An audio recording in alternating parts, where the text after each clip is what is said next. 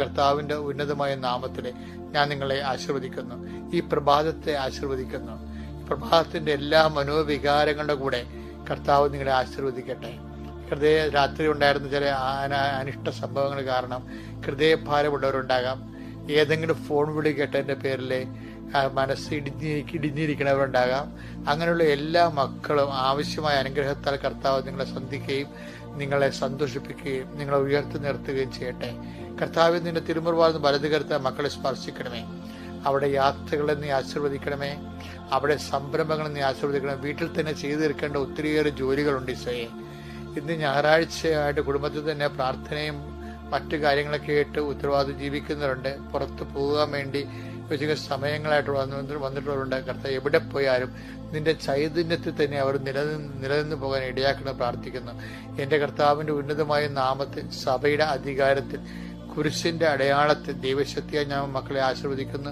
കർത്താവ് ഈ ആഴ്ച മുഴുവനും വേണ്ട പണി അന്വേഷിച്ചു പോകാനുള്ള ആൾക്കാർ ഞായറാഴ്ച അങ്ങനെ പോകാറുണ്ട് ഈശോയെ.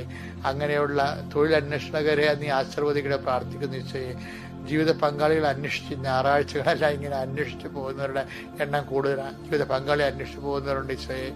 അങ്ങനെയുള്ള എല്ലാവരുടെ ഉദ്യമങ്ങൾ കർത്താവ് തിങ്കളാഴ്ച നമ്മൾ ചെയ്തെടുക്കേണ്ട ജോലികളും ചെയ്യേണ്ട കാര്യങ്ങളും അതിനുവേണ്ടിയുള്ള കോപ്പുകൾ കൂട്ടുന്നതിന് വേണ്ടി പോകുന്നവരുണ്ട് ഈശോയെ. അവരെല്ലാം നീ ആശീർവദിക്കണമെന്ന് പ്രാർത്ഥിക്കുന്നു ഈശോയെ.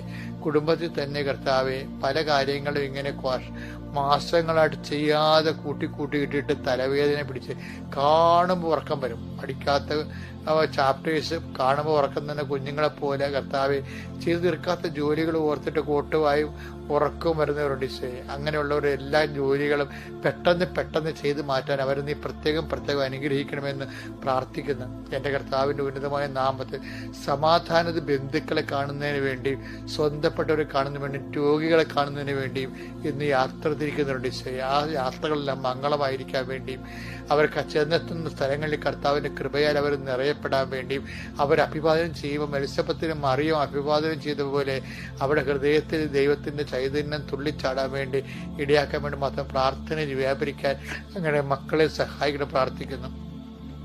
കർത്താവ് ദീർഘനാളായിട്ട് കർത്താവ് ഉത്തരം കിട്ടാത്ത ചോദ്യങ്ങൾ കർത്താവ് ഇന്ന് നീ ഉത്തരം നൽകണമെന്ന് പ്രാർത്ഥിക്കുന്നു. അതവർ കൃപാസനത്തിൽ വന്ന് സാക്ഷ്യമായി പറയാൻ ഇന്നത്തെ ദിവസത്ത് നീ പ്രത്യേകം തിരഞ്ഞെടുത്ത് അനുഗ്രഹിക്കുന്നവർക്ക് സ്തോത്രം ചെയ്യുന്ന കർത്താവ് ഈശോയെ. എല്ലാ മക്കളെയും കർത്താവ് ജീവിത മേഖലകള്, അതുപോലെ കാർഷിക മേഖലകള്, അതുപോലെ ക്രയവിക്രയ മേഖലകൾ, വ്യാപാര വ്യവസായ മേഖലകള്, വിദ്യാഭ്യാസ മേഖലകള്, അവിടെയെല്ലാം ഓരോരുത്തർ അനുഭവിക്കുന്ന പ്രതിസന്ധികളെ കർത്താവ് അവിടെ കഴിവുകൊണ്ടല്ല അങ്ങയുടെ കഴിവ്